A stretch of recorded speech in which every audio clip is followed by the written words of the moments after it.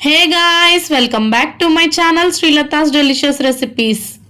ఈ రోజు నేను చూపించిపోయే రెసిపీ వచ్చేసి అత్తయ్య గారు చేసిన చికెన్ కర్రీ అండి. మరి ఇంకెందుకు ఆలస్యం, ప్రాసెస్లోకి వెళ్ళిపోదాం. ముందుగా మందంగా ఉన్న కళాయి తీసుకుని 2 to 3 స్పూన్స్ ఆయిల్ వేసుకోవాలి. ఆయిల్ హీట్ అయ్యాక సన్నగా కట్ చేసుకున్న ఉల్లిపాయ ముక్కలు వేసుకుని బాగా మెత్తబడేంత వరకు వేగనివ్వాలి. ఆనియన్స్ బాగా మగ్గిన తర్వాత సన్నగా కట్ చేసుకున్న పచ్చిమిర్చి వేసి గరిటతో కలుపుకుంటూ బాగా వేగనివ్వాలి. ఆనియన్ పచ్చిమిర్చి బాగా వేగిన తర్వాత 1/2 టీ స్పూన్ పసుపు వేసి గరిటతో బాగా కలుపుకోవాలి.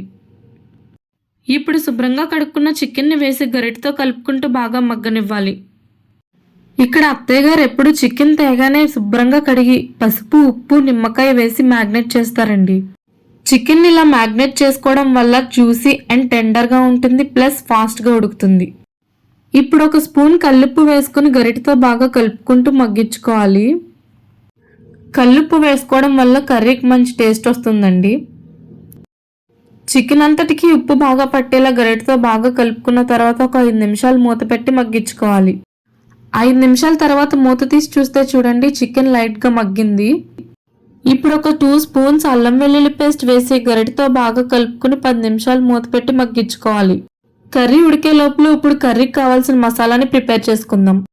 ఒక మిక్సీ జార్ తీసుకుని 2 స్పూన్స్ ధనియాలు, 1 స్పూన్ జీలకర్ర, 1 స్పూన్ సోంపు, 1 స్పూన్ సాజీరా, 1 స్పూన్ గసగసాలు వేసుకోవాలి.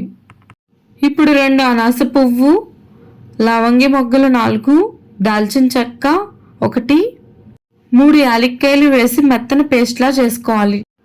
10 నిమిషాల తర్వాత మూత తీసి చూస్తే చూడండి, చికెన్ బాగా ఉడికిపోయింది.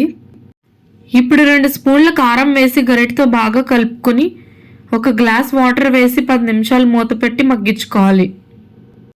10 నిమిషాల తర్వాత మనం ముందుగా ప్రిపేర్ చేసుకున్న మసాలా పేస్ట్ని వేసి గరిటతో బాగా కలుపుకోవాలి. ఈ మసాలా వల్ల కర్రీకి మంచి గ్రేవీ ఇంకా మంచి టేస్ట్ వస్తుందండి. మసాలా మొత్తం పచ్చివాసన పోయేంత వరకు ఒక 10 నిమిషాలు మూత పెట్టుకుని కర్రీ దగ్గరికి అయ్యే వరకు ఉడికించుకోవాలి. 10 నిమిషాల తర్వాత మూత తీసి చూస్తే చూడండి, కర్రీ ఎంత బాగా ఉడికిందో. ఫైనల్గా సన్నగా కట్ చేసుకున్న కొత్తిమీరని జల్లుకుంటే అంతేనండి, టేస్టీగా ఉండే చికెన్ కర్రీ రెడీ. ఈ కర్రీని మీరు రైస్, చపాతీ, రోటీ, నాన్స్ ఎందులోకి తీసుకున్నా చాలా టేస్టీగా ఉంటుందండి. ఈ కర్రీని మీరు కూడా ట్రై చేసి ఎలా వచ్చిందో కామెంట్ బాక్స్లో చెప్పండి. ఐ హోప్ మీకు ఈ వీడియో నచ్చింది అనుకుంటున్నాను. Thanks for watching.